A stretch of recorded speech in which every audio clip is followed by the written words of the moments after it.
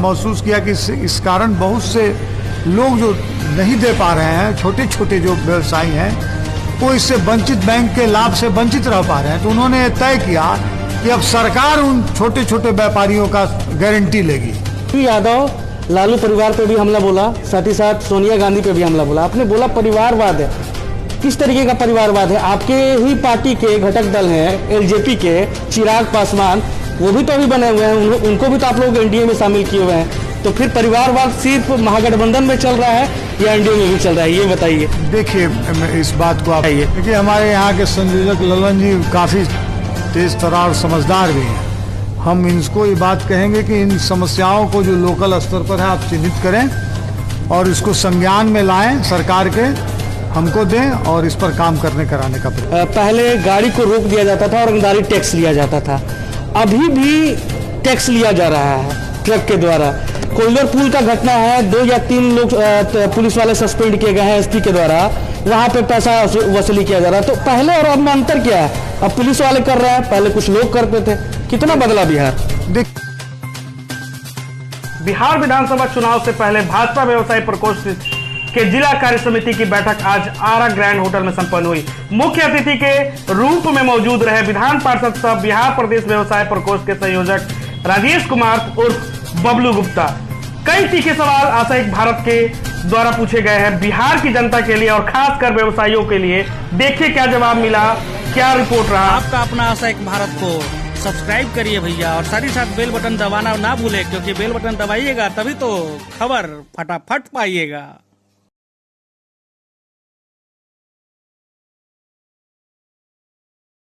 नमस्कार, आप देख रहे हैं आशा एक भारत। मैं रहना सिंह, शाहबाद का डिजिटल नंबर 1 चैनल आशा एक भारत आप देख रहे हैं। देखिए जिस तरीके से भारतीय जनता पार्टी भाजपा व्यवसाय प्रकोष्ठ भोजपुर के द्वारा आज मीटिंग बुलाया गया, जिला कार्य समिति का बैठक था यहाँ पे। कोरोना काल में पहला जो है व्यवसाय संघ के द्वारा कराया गया है और प्रदेश से यहाँ पे आए हुए हैं विधान पार्षद के सदस्य भी हैं बबलू गुप्ता जी, और साथ ही साथ व्यवसाय प्रकोष्ठ बिहार के संयोजक भी हैं। तो चलिए इनसे हम जानते हैं कि आखिर व्यवसायी के लिए किस तरीके से भारतीय जनता व्यवसाय प्रकोष्ठ आगे बढ़ रहा है और क्या बातें निकली आज के इस मीटिंग में। सर, सबसे पहले आपका स्वागत है आरा में, पहला दौरा है आपका, कैसा लगा आके? धन्यवाद।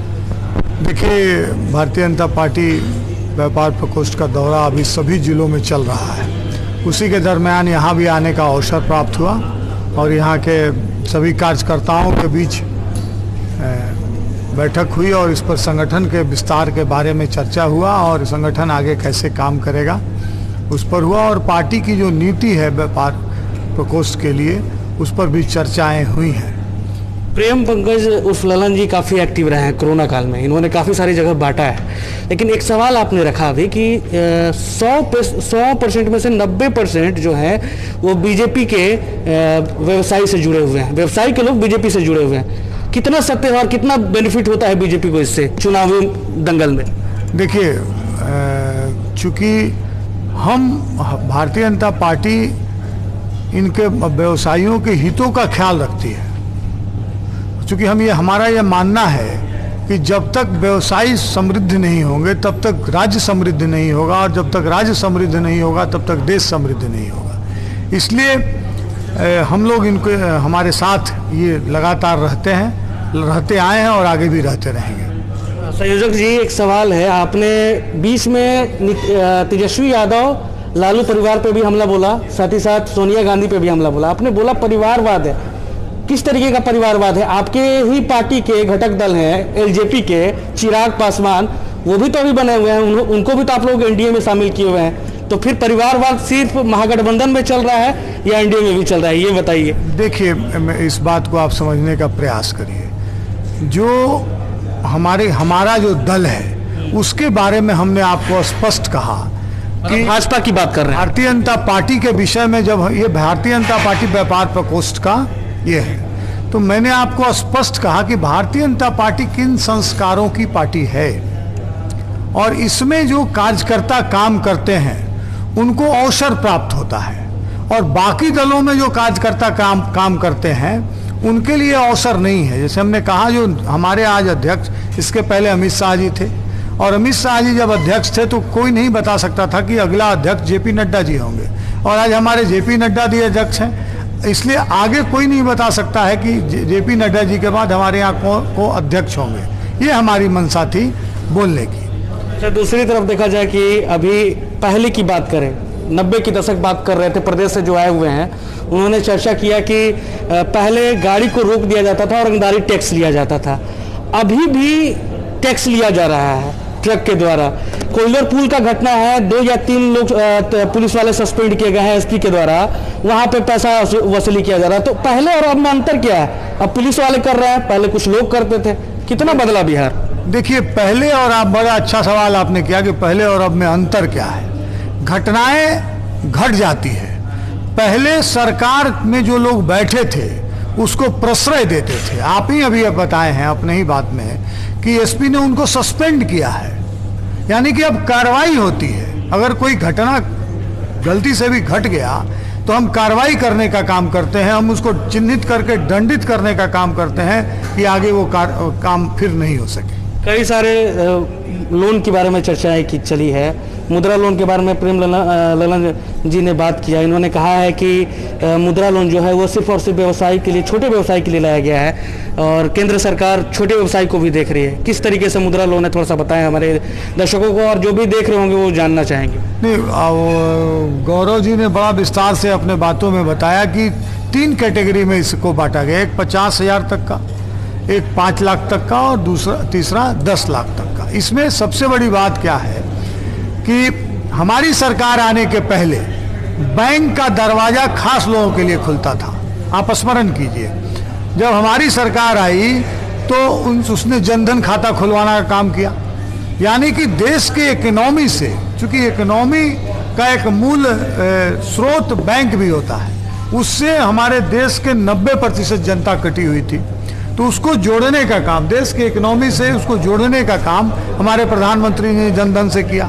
और उसके बाद से जो लोन होता था उन्हीं लोगों को लोन मिलता था जो मॉर्गेज देते थे, मतलब जी जो धरौटी देते थे, मतलब जमीन हो जिसके पास या कोई गारंटर हो देते थे, तब बैंक उसको लोन देती थी। लेकिन देश के प्रधानमंत्री जी ने ऐसा महसूस किया कि इस कारण बहुत से लोग जो नहीं दे पा रहे हैं, छोटे छोटे जो व्यवसायी हैं, वो इससे वंचित, बैंक के लाभ से वंचित रह पा रहे हैं। तो उन्होंने तय किया कि अब सरकार उन छोटे छोटे व्यापारियों का गारंटी लेगी और प्रधानमंत्री जी ने अपनी योजना में उसकी गारंटी ली कि बैंक को अब उसको लोन देना होगा और उसकी गारंटी सरकार लेगी। दूसरी तरफ आप आरा आए हुए हैं, आरा के काफ़ी सारे प्रॉब्लम हैं व्यवसायियों के, मतलब बेसिक प्रॉब्लम, जैसे कि रोड देख लीजिए, गोपाली चौक से लेके चाहे स्टेशन का रोड, स्टेशन पे कई सारे होटल के दुकानदार हैं, ओवरफ्लो हो जाता है, ड्रेनेज सिस्टम जो है वो ध्वस्त है। इस ड्रेनेज सिस्टम को स्वस्थ कैसे किया जाए आप लोगों के द्वारा भी, क्योंकि कई सारे व्यवसाय इससे इफेक्टेड होते हैं, मूल रूप से व्यवसाय ही इफेक्टेड होते हैं क्योंकि लोग वहाँ तक नहीं पहुँच पाते हैं और सामान की बिक्री उनकी कम हो जाती है। तो इस पर क्या करना चाहिए? देखिए, हमारे यहाँ के संयोजक ललन जी काफ़ी तेज तर्रार और समझदार भी हैं। हम इनको ये बात कहेंगे कि इन समस्याओं को जो लोकल स्तर पर है आप चिन्हित करें और इसको संज्ञान में लाएं, सरकार के हमको दें और इस पर काम करने कराने का प्रयास किया जाए। बहुत बहुत धन्यवाद, आप आ रहा है, हमसे बात किए, खास मुलाकात, शुक्रिया, धन्यवाद। तो देखिए, ये बबलू गुप्ता जी हैं जो कि व्यवसाय प्रकोष्ठ के प्रदेश संयोजक हैं और ये आ रहे हुए हैं, साथ में ये विधान पार्षद के सदस्य भी हैं, तो ये आवाज़ उठाएंगे। इसलिए मैंने ये सब सारे सवाल को इसलिए मैंने रखा क्योंकि ये विधान पार्षद के सदस्य हैं और वहाँ पर अगर आवाज़ उठेगी व्यवसायियों को जिस तरीके से दिक्कतें आ रही हैं, खासकर बिहार में, जिस तरीके से ट्रकों को रोका जा रहा है पुलिसों के द्वारा, जिस तरीके से कई अन्य मार्ग जो है ध्वस्त हो गए हैं, उनके कारण उनके व्यवसाय जो है प्रक्रिया वो स्लो होती जा रही है। उसके चलते हमने कई सारे सवाल रखे इनसे और इन्होंने बेबाक होकर जवाब भी दिया है। आशा एक भारत के लिए मैं रैना सिंह, सहयोगी टूना पासवान के साथ खबर यहीं तक। आपका प्यार समर्थन लगातार मिल रहा है, इसके लिए आप सभी का शुक्रिया, धन्यवाद। शाहबाद का डिजिटल नंबर 1 चैनल आशा एक भारत, आपका अपना आशा एक भारत को सब्सक्राइब करिए भैया, और साथ ही साथ बेल बटन दबाना ना भूलें, क्योंकि बेल बटन दबाइएगा तभी तो खबर फटाफट पाइएगा।